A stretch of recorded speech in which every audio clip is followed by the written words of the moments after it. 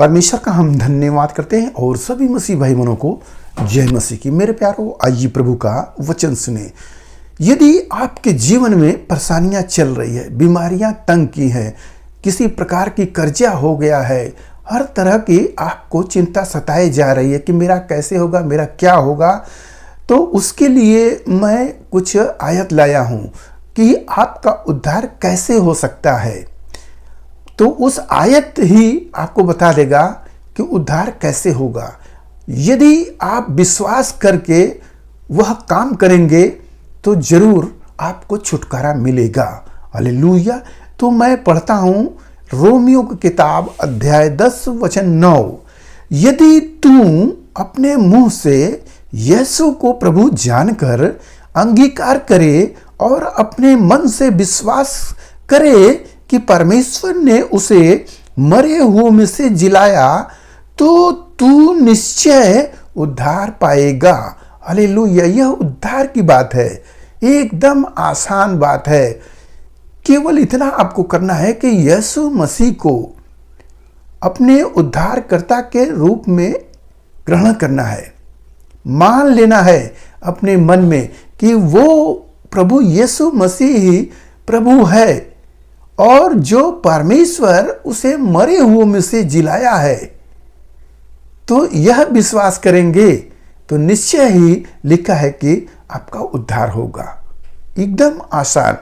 तो आप कहें, मन में बहुत सी ऐसी बातें आएंगी कि मैं तो यीशु मसीह में हूँ और मैं प्रभु को मानती हूँ, तो यह आपके मन में सवाल होगा। परंतु मैं आपको एक कथा लाया हूँ, उस कथा को आप सुने और समझे कि सचमुच उद्धार कैसे होगा। हालेलुया। तो यहाँ पर मैं यूहन्ना के किताब से मैं लिया हूँ अध्याय 5 से। वहाँ पर लिखा है कि एक व्यक्ति 38 साल से एक कुंड के पास बैठा है, इस आशा में कि इसमें का पानी जब हिलेगा और मैं सबसे पहले चला जाऊंगा तो मैं चंगा हो जाऊंगा। इस आशा में वो है और पानी रोज नहीं हिलता है, साल में एक बार या 2 बार स्वर्गदूत आते हैं और हिलाते हैं, और जैसे ही हिलेगा जो पहले उसमें जाएगा, चाहे कुछ भी बीमारी हो, वो चंगा हो जाएगा। अब यहाँ पर एक 38 साल का व्यक्ति इसी इंतजारी में बैठा है।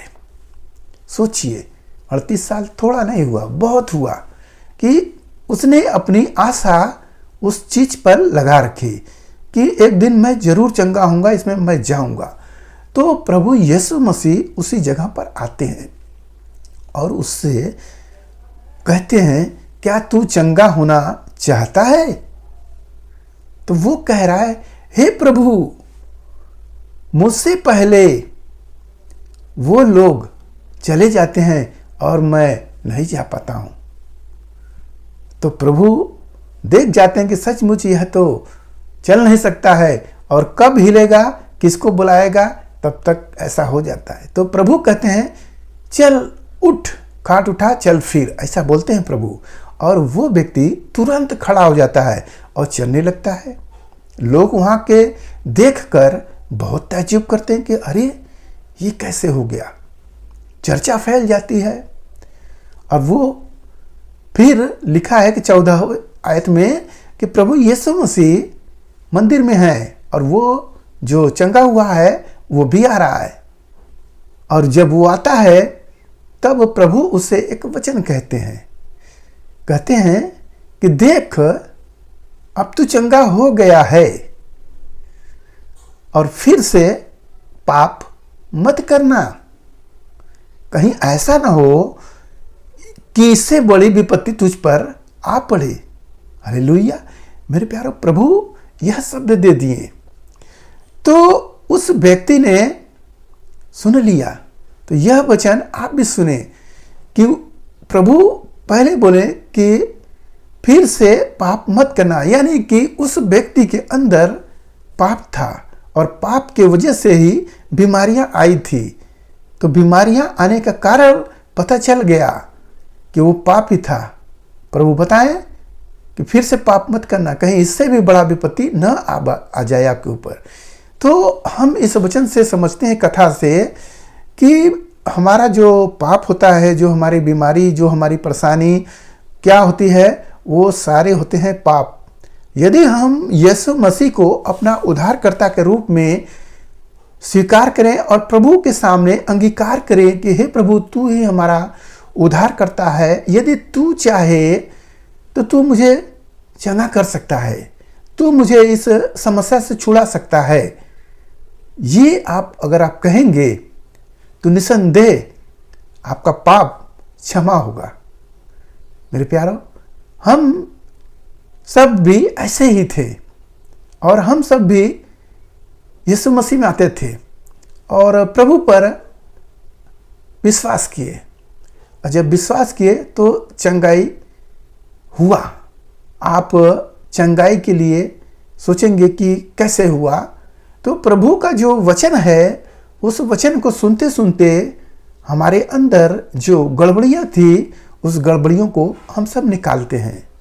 वचन सुनते सुनते बोला गया कि गाली मत देना, अब हम सब गाली छोड़ दिए। झूठ मत बोलना, झूठ छोड़ दिए। व्यभिचार, सब बातों को बताया गया, हर तरह का बातों को बताया गया।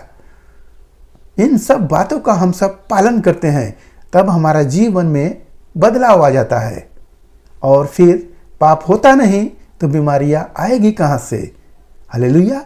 तो यह विश्वास करें कि प्रभु विश्वास के द्वारा ही चंगाई करता है। यदि हम विश्वास ना करें तो चंगाई भी हमसे दूर है।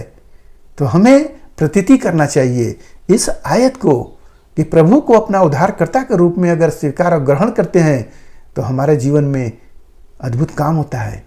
हालेलुया। जो लिखा है 11वें आयत में कि क्योंकि पवित्र शास्त्र यह कहता है, जो कोई उस पर विश्वास करेगा वह लज्जित न होगा। किस पर? प्रभु यीशु मसीह पर। यीशु मसीह पर जब विश्वास करेंगे तो आप कभी लज्जित नहीं होंगे, यानी आपका काम हो जाएगा, कभी आपको पछतावा नहीं होगा। तो इस विश्वास के साथ हमें प्रभु से प्रार्थना करना चाहिए, प्रभु से कहना चाहिए जो गलती जाने अनजाने में हुआ है, ऐसा जब हम कहेंगे तो हमारा प्रभु दयालु है और आप पर दया करेगा और आपकी जो भी समस्याएं हैं प्रभु उसको दूर करेगा, अनुग्रह से भरेगा, आशीष देगा। हालेलुया। मेरे प्यारो, आज के इस वचन से जो कुछ मिला उस पर ध्यान करें, प्रभु आपको आशीष देंगे। आइए अपने प्रार्थना करें। महान परमेश्वर, हम आपका धन्यवाद करते हैं इसमें आज के दिन प्रभु जो यह वचन मिला, जितने सुने प्रभु उन्हें आशीष मिले, उनके घर परिवार में सुख शांति बनी रहे, सभी लोग भले चंगे रहे। धन्यवाद करते प्रार्थना मसीह यीशु के नाम में, आमीन।